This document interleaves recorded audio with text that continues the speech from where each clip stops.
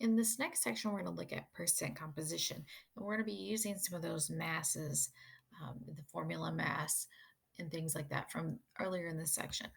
So, first of all, when we think about a percentage, we're looking at, let's say we're looking at males in a classroom.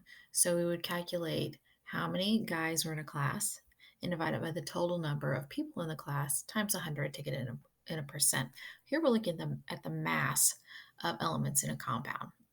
So if I had water, for example, we would want to know what's the percentage mass of hydrogen in the compound of water. So let's look at this first one. First of all, find the percent composition of copper 1 sulfide. Well, the first thing we need to know is what's the formula for copper 1 sulfide? And so the section 7.1 is really important that you understand that. So we can do this here. So first of all, if we've got copper 1 sulfide, the Roman number 1 tells us that the charge of copper here is 1. And if we looked up sulfide on the chart, it's in group 16. So that means it's going to have a -2 charge. If we crisscross those, our formula becomes Cu2S. So we're going to jot that down. We don't need those. So Cu2S is our formula. What's the molar mass? So we're going to say Cu, and if we look at the periodic table, it has a mass of 63 point, we'll round it to 55, and we have 2 atoms of that. So 63.55 times 2 is going to be 127.1 grams. Then we have sulfur, which is right there. So sulfur, the mass is 32.07, and we have 1 sulfur. So 32.07 grams. So we'll add those together. And that gives us a total of 159.17 grams for the molar mass. So I'm going to write that up there. 159.17.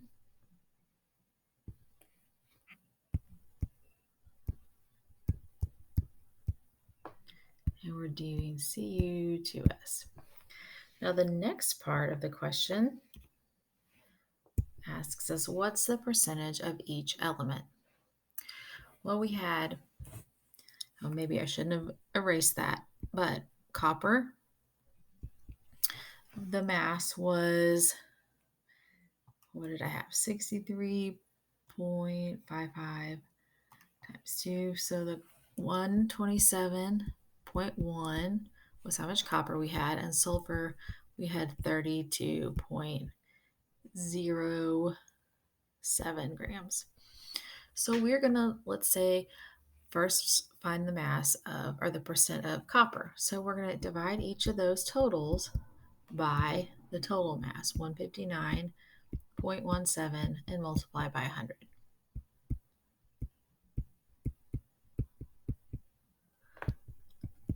So the mass of all of the copper divided by the total of the whole copper 1 sulfide is 127.1 divided by 159.17 times 100. And if you forget to times 100, you're going to have some weird answer that's not going to quite make sense. So 127.1 divided by 159.17 gives me 79.85%. And then 32.07 divided by 159.17 times 100 gives me 20.15%. And so if I were to add those two together, that would give me 100%. So I can check.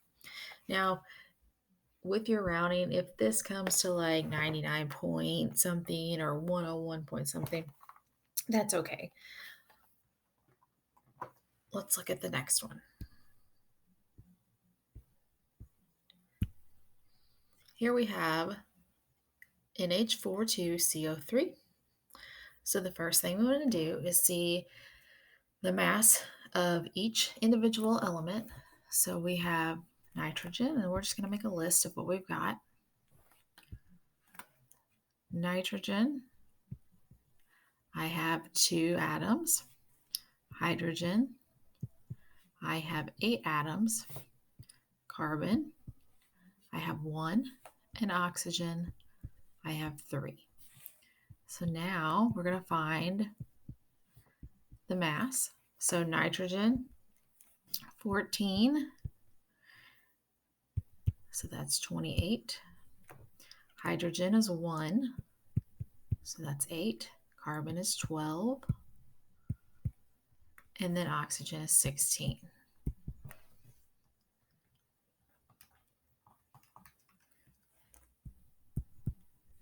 Now we're going to add all of those together to get the total. And that gives us 96 grams for the formula mass. Now we're going to take each of these and divide them by 96.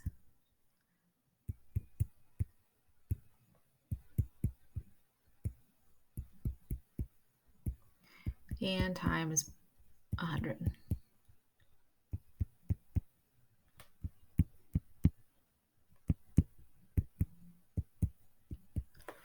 So if we calculate these out, 28 divided by 96 times 100 gives us 29.17.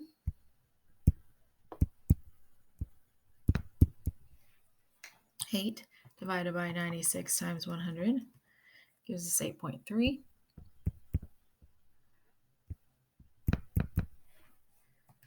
12 divided by 96 times 100 gives us 12.5.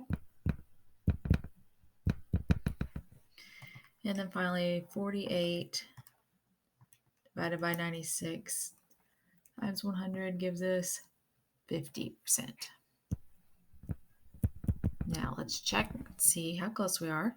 So 28.17 plus 8.33 plus 12.5. And this last part you don't have to do. It's just to kind of check to make sure you're close. And that gives us exactly 100%. So the answers would be this. So you would say nitrogen is 29.17%, hydrogen is 8.33%, and so on to tell what your answers are. And a lot of times they'll just say, here's the problem, just find carbon's percentage.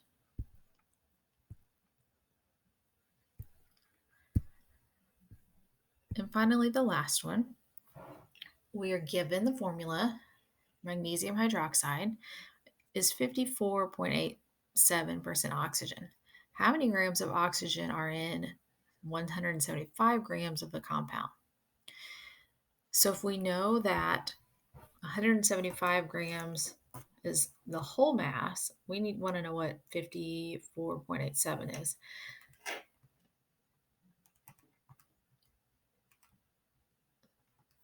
So all we're going to do is just take 175 grams and we're going to multiply it by 0.5487, and that gives me 96.02 grams. So that's how many grams of oxygen we have. And if we want to find out how many moles, we would do grams to 1 mole, and the mass of oxygen is 16. So then we would just take 96.02 divided by 16, and that's going to give me 6 moles.